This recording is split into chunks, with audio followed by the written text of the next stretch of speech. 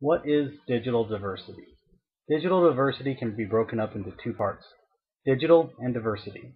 Digital refers to the saturation of technology throughout societies worldwide. This includes a near infinite number of aspects such as upgrading computers in homes and classrooms, being alerted almost immediately when a disaster happens anywhere in the world, and being able to communicate with a relative halfway around the world as easily as if they lived across town. In 1965, Intel co-founder Gordon Moore estimated that the number of transistors that could be placed on a circuit board inexpensively would double every 2 years. This correlates to affordable computing power doubling every 2 years. It turns out that he was wrong, though. It is actually taking only 18 months for the number of transistors that can be placed on a circuit board to double. This goes to show that we live in a digital age where the march of technological development is growing at a rate in which we are continually giving new technological devices that previous generations could not even imagine. As technology gets more and more advanced and sophisticated, it is getting more and more prevalent in our lives. What used to be analog is now digital. What used to have one use now has multiple uses. Take, for example, cell phones.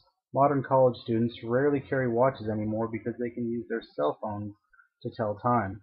And now cell phones do not only make calls and tell time, but they can also send text messages, play games, take pictures, connect to the internet, and download apps that do pretty much anything that they want. The second part of digital diversity is diversity. Diversity is the differences between people. Since everyone differs from everyone else to varying degrees, diversity can be considered to cover all interactions between anyone. So what is digital diversity? Combining these definitions for digital and diversity, we deduce that digital diversity encompasses all interactions between any people over pretty much any relatively new medium. The best way I can describe digital diversity is as citizenship in a digital community. Such citizenship requires that you know who is using the media as well as why and how they are doing so. It requires that we can assume how our actions will be interpreted and how to avoid offending people. It requires us to know what the advantages and disadvantages of our use of these new digital tools are for both ourselves and for others. So what constitutes digital diversity?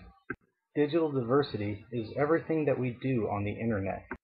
Digital diversity is knowing that if you're going to give in and add your mom as a friend on Facebook, that you will have to untag yourself from a few hundred pictures first.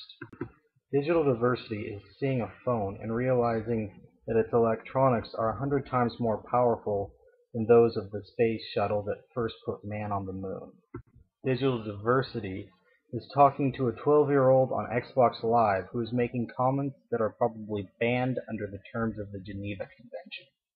Digital diversity is knowing that Osama bin Laden is dead within half an hour of his death. Digital diversity is meeting random people for the sake of meeting random people. Digital diversity is what is defining this generation.